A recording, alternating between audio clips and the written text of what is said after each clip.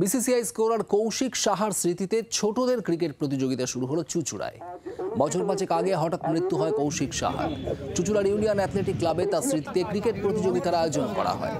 অনূর্ধ্ব 14 ক্রিকেটারদের এই ম্যাচে মিলন এফসি ক্লাবকে হারিয়ে দেয় ইউনিয়ন এসি ক্লাব। প্রতিযোগিতার ফাইনাল হবে 25শে জানুয়ারি। উদ্বোধনী অনুষ্ঠানে উপস্থিত ছিলেন ভারতীয় মহিলা ক্রিকেট দলের সদস্য তিতাস সাধু, প্রাক্তন ফুটবলার তনুময় বসু, বিভাস সরকার, চুঁচুড়ার বিধায়ক অসিত মজুমদার।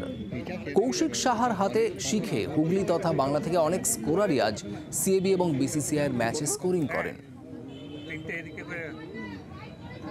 আমাদের ক্লাবটা হচ্ছে 43 সালের ক্লাব, আর 1943 সালের ক্লাব, এবং ফুটবল, ক্রিকেট, হকি সব নিয়ে খেলা হতো।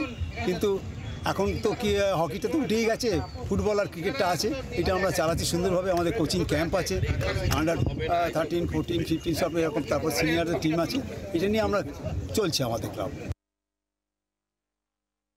রশিদদা এমন একজন পার্সন ছিল, সবসময় যারা পেছিয়ে মানে যারা মোটামুটি জানে স্কোরিং তাদেরকে তুলে ধরার চেষ্টা করতে একটু ভালো। যেমন আমাকে তো মেনলি করেছেই, পাশাপাশি সূর্য, অনেকেই আছে সূর্য মাঠে যারা, এবং বাইরেও যারা আছে।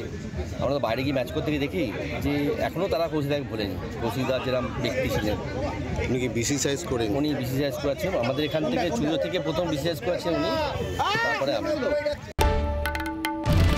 বাংলার আওয়াজ, বাঙালির আবেগ, জি 24 ঘন্টা।